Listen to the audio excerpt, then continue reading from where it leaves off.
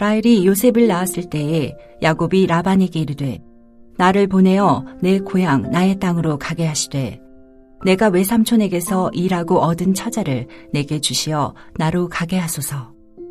내가 외삼촌에게 한 일은 외삼촌이 아시나이다.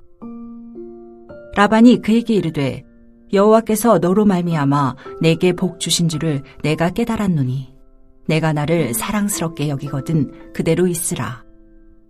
또 이르되 내 품삯을 정하라. 내가 그것을 주리라.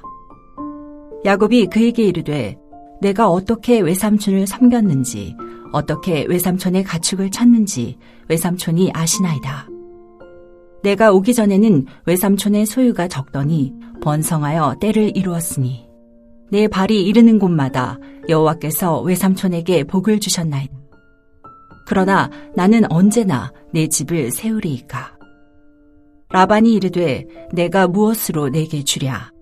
야곱이 이르되 외삼촌께서 내게 아무것도 주시지 않아도 나를 위하여 이 일을 행하시면 내가 다시 외삼촌의 양떼를 먹이고 지키리이다. 오늘 내가 외삼촌의 양떼에 두루 다니며 그 양 중에 아롱진 것과 점 있는 것과 검은 것을 가려내며 또 염소 중에 점 있는 것과 아롱진 것을 가려내리니 이 같은 것이 내 품삯이 되리이다.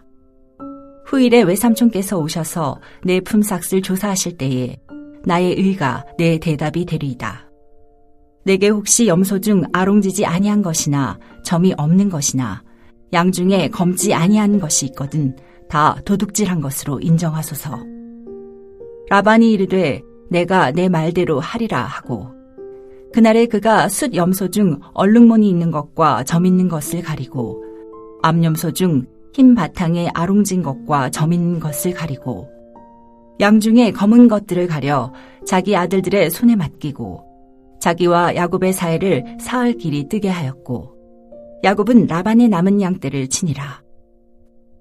야곱이 버드나무와 살구나무와 신풍나무의 푸른 가지를 가져다가 그것들의 껍질을 벗겨 흰 무늬를 내고 그 껍질 벗긴 가지를 양떼가 와서 먹는 개천의 물 구유에 세워 양떼를 향하게 하매 그 떼가 물을 먹으러 올 때에 새끼를 베니 가지 앞에서 새끼를 뱀으로 얼룩얼룩한 것과 점이 있고 아롱진 것을 낳은지라.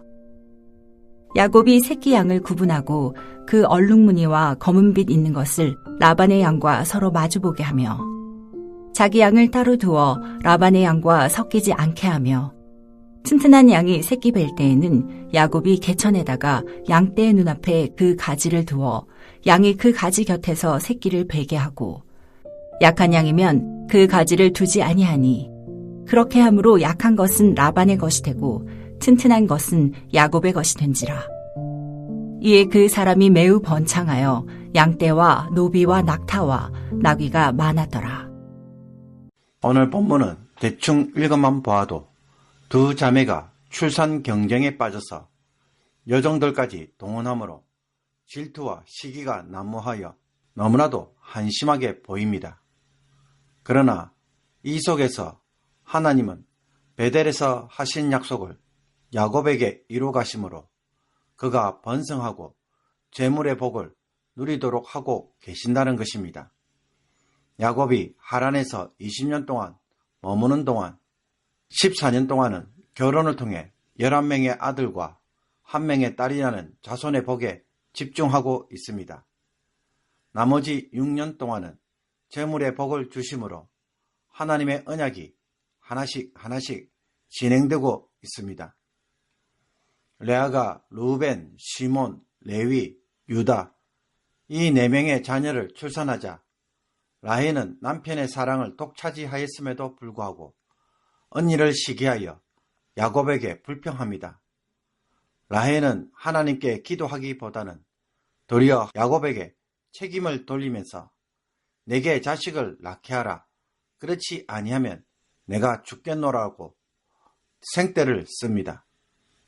이에 야곱은 화를 내며 자신이 하나님을 대신하겠느냐라고 하면서 라헬이 임신하지 못하게 하신 분은 하나님이심을 분명히 알도록 일깨웁니다.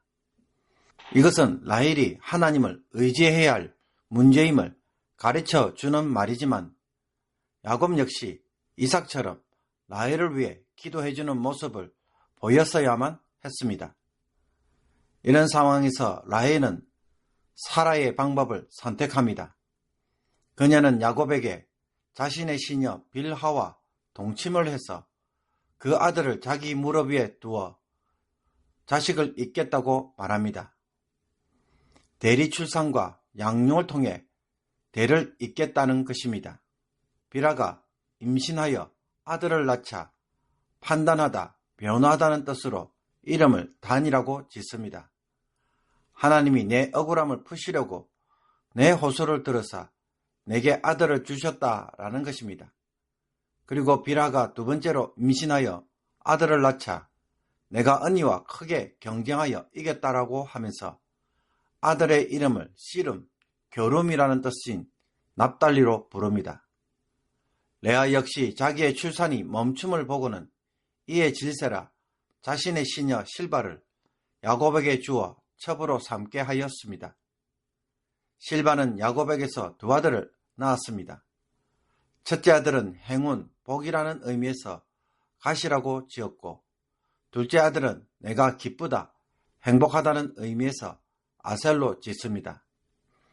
이처럼 두 사람의 갈등이 두 여종인 빌하와 실바를 대리모로 내세우는 대리전으로 치닫게 되자 이제는 합한채를 대가로 남편과 동침할 권리까지 거래하기 시작합니다. 루벤이 밀수하기에 들에서 합한채를 발견하고 모친 레아에게 줍니다.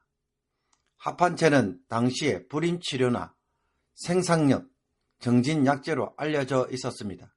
이것을 안 라헬은 레아에게 그 합한채를 달라고 요청합니다. 레아는 내 남편을 빼앗고도 모자라서 이제는 내 아들의 합한채까지 빼앗으려고 하느냐라고 하면서 따집니다. 그러자 라헬은 그날 밤에 야곱과의 동침을 보장해 줍니다.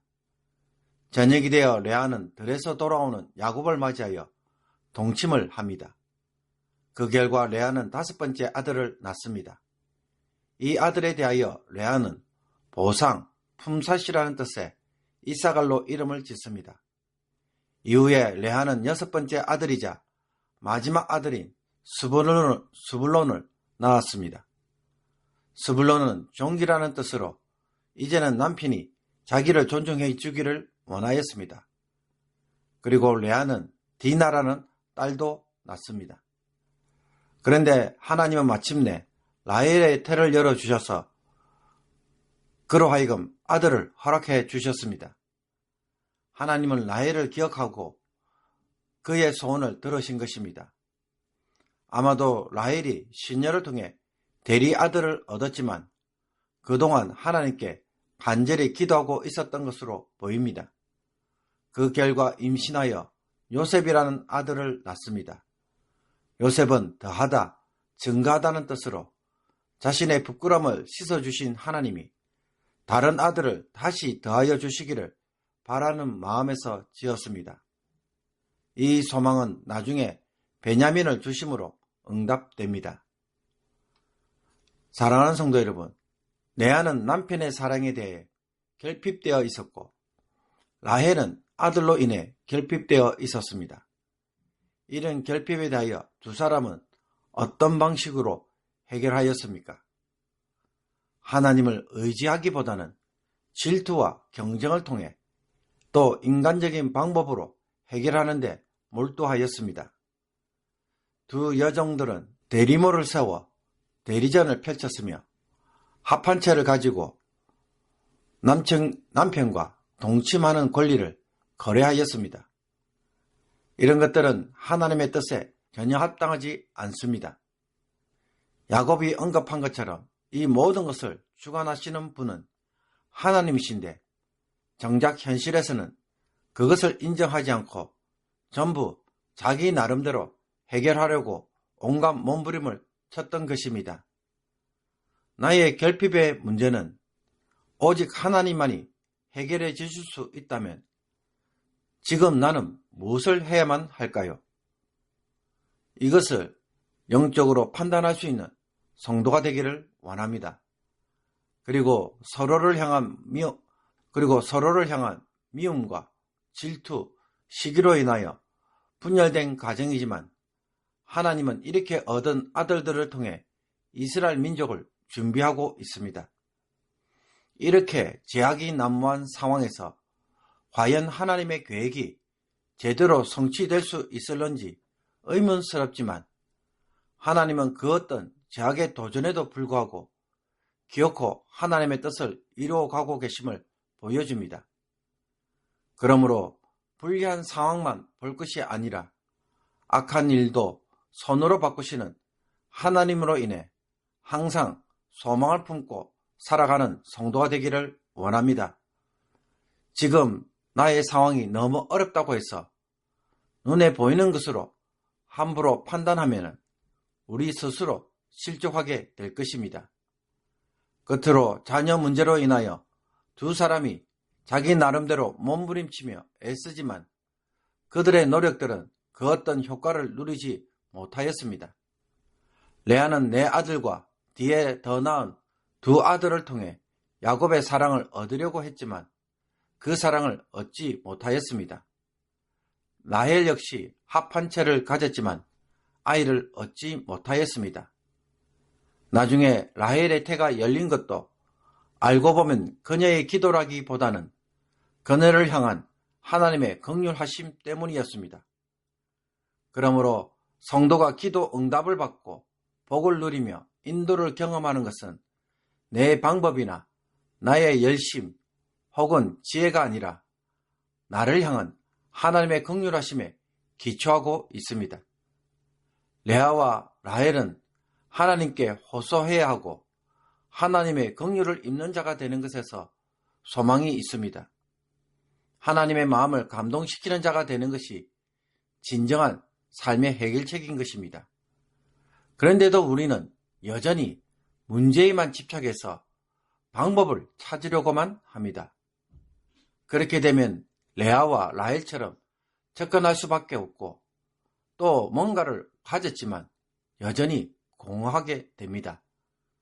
그러므로 하나님의 긍휼을 입는 자의 모습을 회복하고 하나님이 사랑하시는 사람이 되는 것에 먼저 초점을 맞춤으로 하나님의 복을 경험하는 성도가 되기를 주님의 이름으로 축복합니다. 기도드리겠습니다. 하나님, 우리의 삶의 수많은 결핍은 나의 힘과 지혜로 되는 것이 아님을 결핍을 통하여 도리어 깨닫게 하여 주옵소서.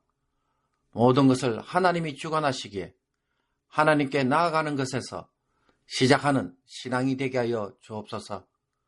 하나님으로부터 긍휼을 입음으로 우리의 기도가 응답되고 하나님의 사랑을 입음으로 우리가 무엇을 하든지 그것으로 역사하시는 은혜를 누리게 하여 주옵소서. 사람을 기쁘게 하거나 방법에서 답을 찾기보다는 하나님의 마음을 감동시키는 것에 더 민감한 자가 되게 하여 주옵소서. 나의 환경이 나를 대적하고 모든 것이 불리하여 다 무너지는 것처럼 보일 때도 심히 낙심하지 않게 하옵소서.